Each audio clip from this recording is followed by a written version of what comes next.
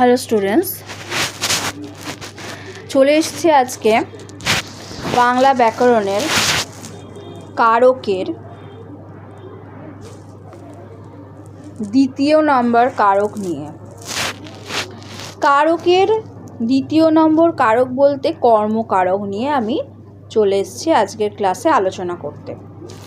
দেখো, কর্মকারক, আগের দিনে আমি কর্তৃকারক সম্পর্কে আলোচনা করেছি, আজকে কর্মকারক সম্পর্কে আলোচনা করব।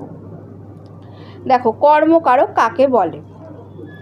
বলছে বাক্যে কি বা কাকে দিয়ে প্রশ্ন করলে যে উত্তর পাওয়া যায় তা হলো কর্মকারক। বাক্যে সেন্টেন্সের মধ্যে এমন শব্দ থাকবে যাকে কি বা কাকে দিয়ে প্রশ্ন